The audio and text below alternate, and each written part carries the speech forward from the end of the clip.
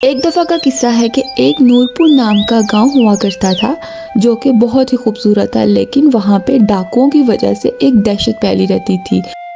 उसी गांव में एक आदमी रहता था जिसके पास एक गधा था। वो रोज उसको अपने साथ बाजार ले जाता था। वहां पे वो मेहनत मजदूरी के बाद शाम को अपने घर आया जाया करता था।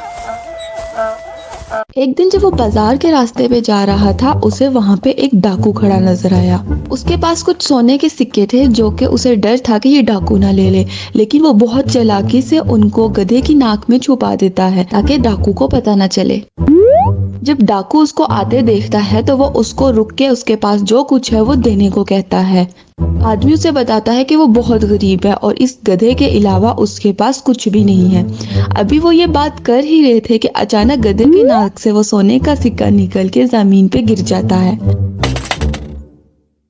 डाकू ये देख के बहुत हैरान हो जाता है और उस आदमी से पूछता है कि ये कैसे मुमकिन है।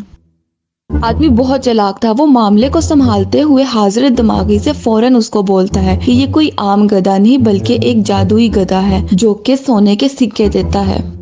डाकू ये देख के बहुत हैरान होता है और उस आदमी से उस गधे का सौदा करने का कहता है। जाहिर है आदमी ने तो फौरन मानना था। उनकी आपस में मुआहदा हो जाता है और वो उससे कुछ सोने के सिक्कों के बदले वो गधा ले लेता है।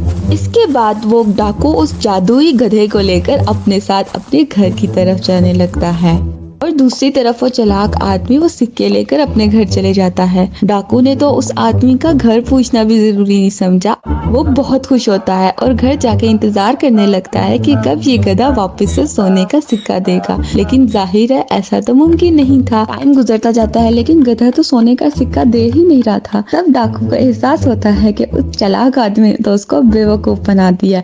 वो वापस जंगल में जाता है उसको ढूंढने के लिए, लेकिन वो अब उसको कहाँ मिलता। उसने तो उससे जरूरी ही नहीं समझा था कुछ पूछना। दूसरी तरफ वो इतने सोने के सिक्के लेकर जब घर पहुंचता है तो उसका खुशी का कोई ठिकाना ही नहीं था। और आखिर